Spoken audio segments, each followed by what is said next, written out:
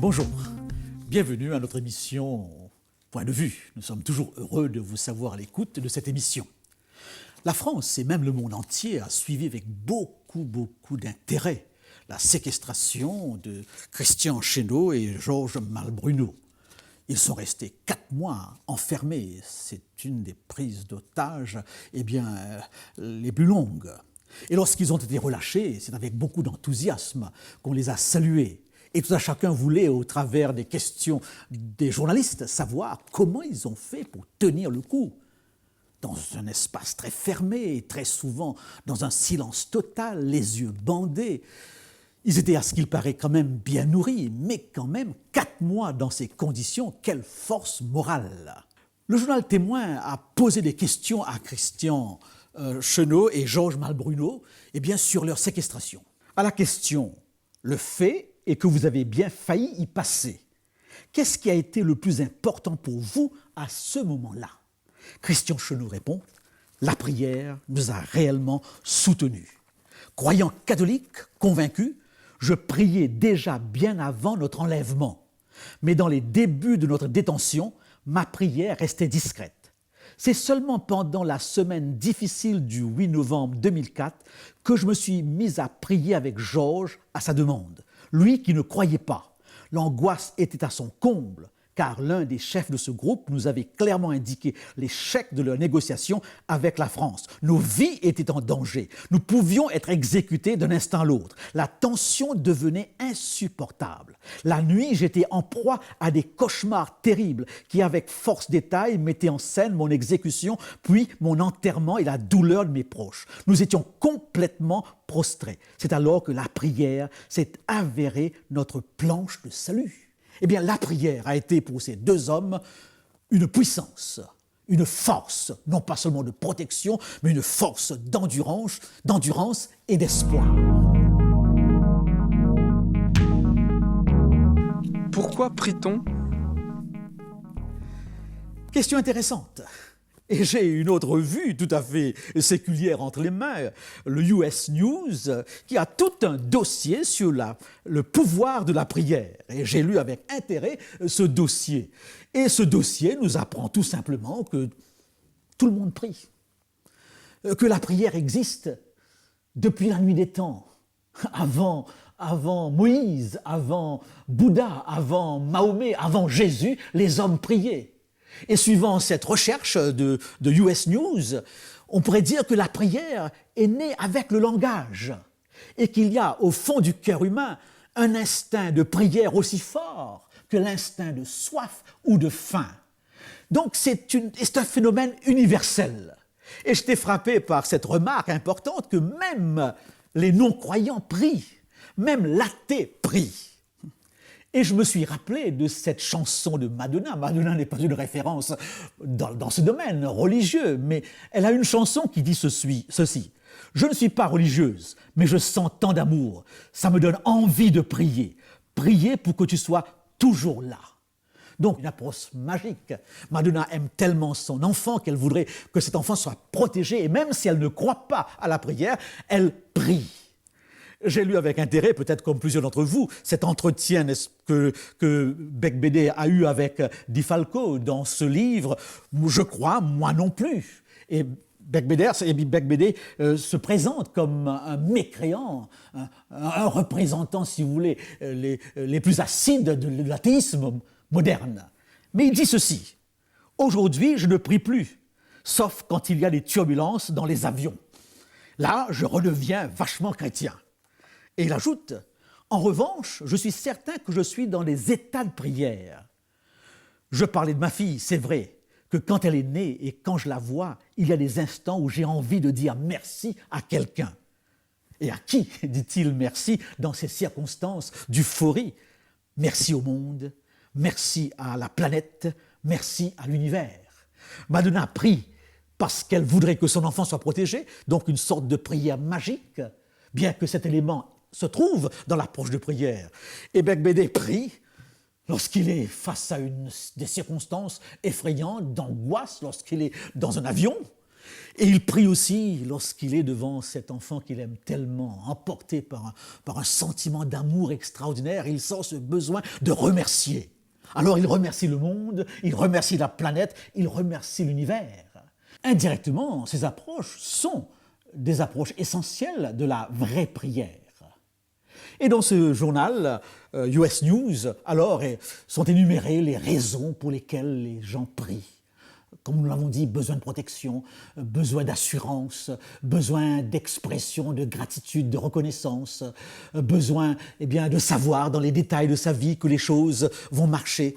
Bien sûr, dans toutes ces approches, il y a du bon et du mauvais. La prière envisagée, comme nous l'avons dit parfois, comme une sorte de force magique, comme une sorte de superstition, mais aussi comme l'expression d'une relation. Et c'est là que nous toucherons la dimension biblique. Quelle est la signification de la prière ? Et ici, je vous rappelle cette série de présentations que nous avons faites il y a plusieurs semaines de cela sur Dieu. De ma conception de Dieu dépend mon comportement et dépend ma relation avec Dieu. Si je conçois un Dieu Père, comme on le dit très souvent dans les religions monothéistes particulièrement, et surtout la religion chrétienne, un Dieu amour, et l'amour est par définition dialogue, communication, eh bien ce Dieu, Père, amour, est en mesure de me parler. Et il est aussi en mesure de m'écouter. Et si je suis, de par la création, sa créature privilégiée, créature intelligente, créature qui au fond de lui-même a ce besoin de contact avec son Créateur, alors, le besoin de communiquer avec ce Dieu, le besoin d'écouter ce Dieu est aussi une expression claire et nette, une explication de la prière profonde. Voilà donc une réponse toute simple. Pourquoi en profondeur prie-t-on ? On prie parce qu'on sent l'existence d'un être qui nous dépasse, mais quand cet être est un être d'amour, un être qui est notre Père, suivant ce que disent les religions, et particulièrement la religion chrétienne, la prière devient expression de relation, expression de communication, expression d'écoute. Mais ce sujet est particulièrement présent dans toute la Bible. Quels sont les éléments essentiels de la prière chrétienne ? Cette question est importante. D'ailleurs, les disciples, un jour, ont posé cette question à Jésus-Christ. Ils se sont rendus compte, sans aucun doute, que le Christ ne priait pas comme eux. Eux étaient habitués à des liturgies, à des répétitions, à des récitations. Cette dimension est intéressante dans le domaine de la prière. Mais le Christ semblait s'adresser directement à Dieu et il passait des nuits en prière. Il priait parfois dans une telle angoisse que sa sueur était imprégnée de sang. Il criait parfois dans sa prière. Donc l'intensité de la vie de prière du Christ est quelque chose de remarquable. C'est lui qui dira « veillez et priez ». L'apôtre Paul reprendra la même chose en disant « priez sans cesse ».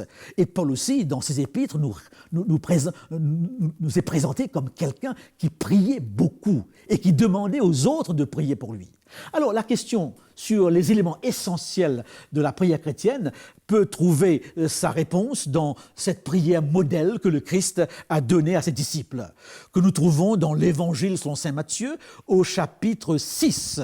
Et nous lisons à partir du verset 5. « Lorsque vous priez, ne soyez pas comme les hypocrites qui aiment à prier debout dans les synagogues et au coin des rues pour être vus des hommes. Je vous le dis, en vérité, ils ont leur récompense. » Un premier conseil du Christ, une précaution qu'il nous présente. Ne soyez pas imprégné d'hypocrisie, d'orgueil lorsque vous priez. D'une manière générale, dans certaines circonstances et dans certains milieux, certaines personnes sont les personnes qui, devant le groupe, prient et qui peuvent peut-être développer ce sentiment, m'as-tu vu ? Ce sentiment de prédominance, d'orgueil, d'instrument particulier choisi par Dieu. La prière peut être un domaine d'incohérence, un domaine d'hypocrisie, où justement les lèvres prononcent des paroles que le cœur n'approuve pas ou que le cœur n'est pas prêt à entendre. C'est pour cette raison que le Christ dit « faites attention ». Mais au verset 6, il continue en disant « quand tu pries, entre dans ta chambre, ferme ta porte et prie ton Père qui est dans le lieu secret. Et ton Père qui voit dans le secret te le rendra. Il est bien sûr question ici non pas de prière collective, mais de prière individuelle, de prière relationnelle, dans le cadre privé de sa vie. Et au verset 7, en priant, ne multipliez pas de vaines paroles comme les païens qui s'imaginent qu'à force de paroles, ils seront exaucés. Ne leur ressemblez pas, car votre Père sait de quoi vous avez besoin avant que vous le lui demandiez. Ce verset est capital et répond à notre question. Y a-t-il une différence entre la prière païenne et la prière chrétienne ? Je vous rappelle que le mot païen n'est plus tellement utilisé. Aujourd'hui, on parlera des croyants qui ne sont pas chrétiens, mais on emploie très rarement ce mot païen. Utilisons-le malgré tout, puisque le texte l'utilise. Le païen est un être profondément religieux. Lorsque je discute avec un païen de choses spirituelles, nous sommes pratiquement sur la même longueur d'onde. Je peux lui parler de Dieu, de force spirituelle, de religion. Mais lorsque je discute à un postmoderne, à un séculier, dans l'espace laïque particulièrement, j'ai un peu l'impression d'être dans un monde tout à fait différent. Un monde où tout a été désacralisé, où il y a une inculture religieuse. Donc, je retiens que le païen est un être religieux. Mais son Dieu est un Dieu lointain, un Dieu distant, un Dieu assis sur son trône ou un Dieu, assis au sommet d'une montagne, au bout d'un arbre, un Dieu qui n'est pas très sympathique, qui ne cherche pas tellement à entrer en relation avec ses créatures. Et ce Dieu, il faut l'apprivoiser, il faut le domestiquer. Alors Jésus dit, ne priez pas comme cela, car c'est un Père, Dieu, un Père plein d'amour, un Père plein de compassion. Il sait de quoi vous avez besoin. Et la prière, c'est tout simplement une expression de confiance, de relation, de communication. Dans un couple, l'absence de communication est l'indication de problèmes majeurs entre les personnes de ce couple, des perturbations par rapport à l'amour. La relation avec Dieu se fait au travers de la prière. Et la prière, la qualité de la prière est aussi la qualité de cette relation. Je pense que nous touchons là un point essentiel. C'est pour cette raison que dans la prière qui suit, le Christ rappellera que ce Dieu est Père, mais qu'il est aux cieux.